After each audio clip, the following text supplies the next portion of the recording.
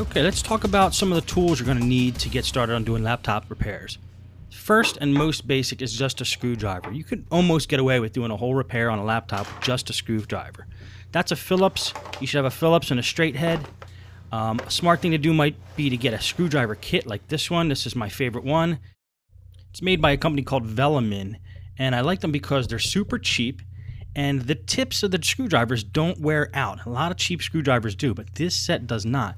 What does break, however, is the handles, and these two broke in half, but they are actually my favorite two screwdrivers that I use for doing laptop repair.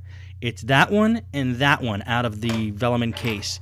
And you'll see in the videos, these are the screwdrivers I mainly use for taking the laptops apart. I like that they broke because they fit in your hand easier and they're easier to maneuver, and that's what I use for screwdrivers. Now, you could also get precision screwdrivers too. And I bought these at Radio Shack, and they're good for getting in the real fine screws. Then you're going to need pliers and wire cutters. Definitely need both of these. I recommend getting, for pliers, a set like this and with the wire cutters included. You get them at like Home Depot or Lowe's or any hardware store. And these will allow you to get into the more tinier places where mainly that's all you deal with laptops. You need a small set of tools as well. Definitely need to have a flashlight, something where if a spot's dark you can see a little bit better. And a soldering iron is crucial. Now this is the soldering iron stand, and that's the soldering iron that I use. Just a simple Radio Shack 15-watt soldering iron.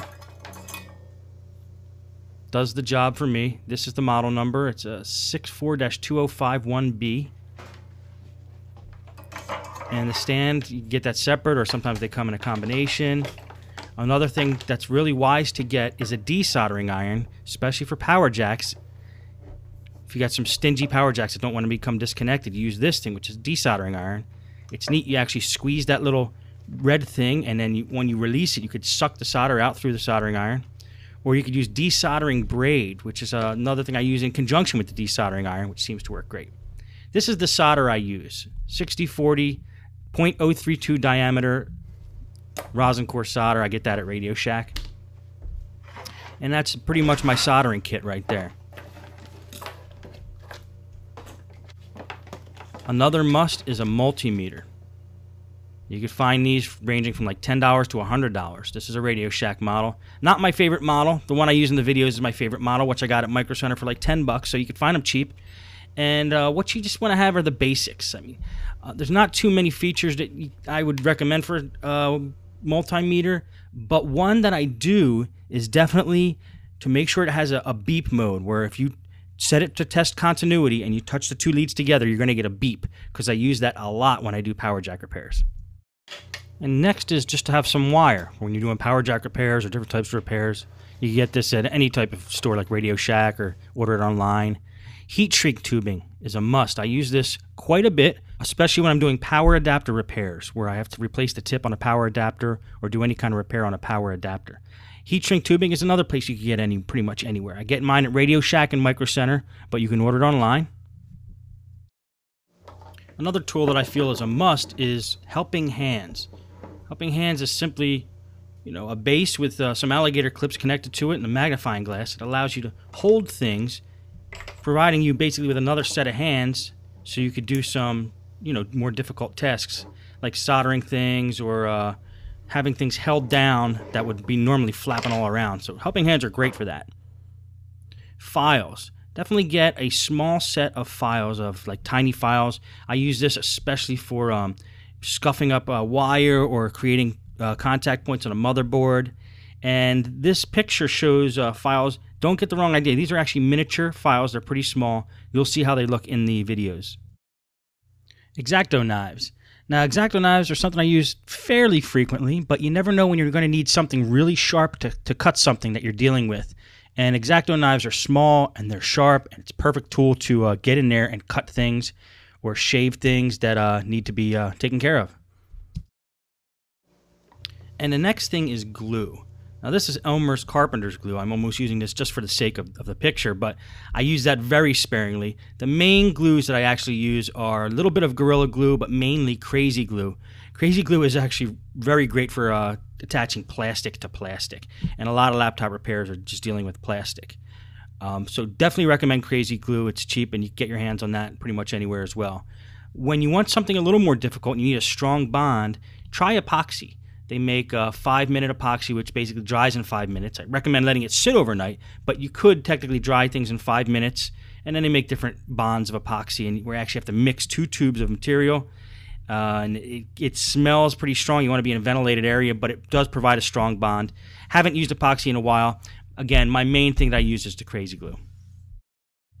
Thermal grease. Now, thermal grease is what we use to create a bond between the processor and the heat sink so heat can flow through efficiently and dissipate. And a popular brand of thermal grease is Arctic Silver. And I have a little tube of that, and that's what I use mainly. It gets a little expensive, but you can use pretty much any thermal grease. You'll be okay.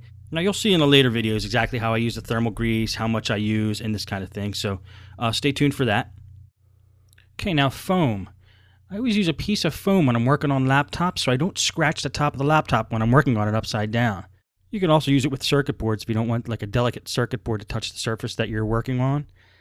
I get these foam pieces usually out of desktop motherboard boxes. When I get a motherboard for a desktop, it's usually shipped in a box that has a square piece of foam under it. That's pretty much exactly what I'm using there. Compressed air. Now, if you watch these videos, you're going to see that I use compressed air a lot when I'm working on laptops. I use it to clean out dusty areas on a laptop. I also use it to blow out the CPU fan, get all the chunks of dust out of there. Also in the heat sink for the CPU, I blow air right through the fins of that and clean that all out. Now, the only problem with compressed air is it's expensive. So if you're going to use a lot of it, I recommend using like a blower on a wet dry vac. And I talk about one that I recommend later in this video. A drill. A drill is a great thing to have if you ever need to drill holes in a laptop case, which I'll show you a couple of the videos. And get a good set of drill bits that aren't going to flake out on you if possible. I prefer a cordless drill just because it's more easy to, maneuver. It's not too unwieldy, so I use a Black & Decker for that. Screws and hardware. Every time I have some leftover screws or I acquire screws from anywhere that are small and tiny, I collect them. I put them in a small little case, store them up because you never know when you're going to need them. Now, it's nice to have a couple little cases around just to put screws and what rubber pieces and different things that you're going to be doing when we take apart laptops. Get yourself a tape measure or a ruler or something where you can make measurements or size things up if you need to do that, which will definitely happen, especially with laptop screens and that sort of thing. Get yourself a set of tweezers. Remember, you're working in very confined areas. If you drop a screw or if you need to remove a wire or get into a certain spot and you just can't do it with a pair of needle nose pliers, these are the tools you want to use. I'd buy a whole set of them so you have different varieties so you get in different areas. And definitely put some tweezers in your toolkit. Allen wrenches. Not terribly commonly used on laptops, but every once in a while you're going to encounter them. So it's probably wise to get just a cheap set of Allen wrenches or one of those all-in-one Allen wrench devices that have like 6 of them or 8 of them sticking out like this one here. Paintbrushes. I use these paintbrushes a lot. I think I got them at IKEA for like $7 for a whole set of them. And I use them to dust off certain parts of the laptop. It's a great thing to use as a duster, and you could always shake the dust out of them when you're done. But it's great for laptops because it doesn't scratch anything, and it gets all the dust out of the little crevices and crannies of the laptop. I love the Stinger 2.5 gallon wet dry vac, which is what this is here.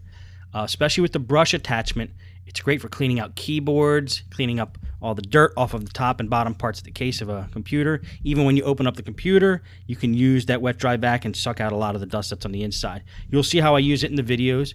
Great tool to have in your shop. I definitely recommend it. It's not a necessity, but it's a good idea to have a socket set or something you can unscrew standoffs or bolts or something that's stuck onto a laptop there. And finally, if you look around, you're going to find computer repair kits that have most of the tools I talked about already in them.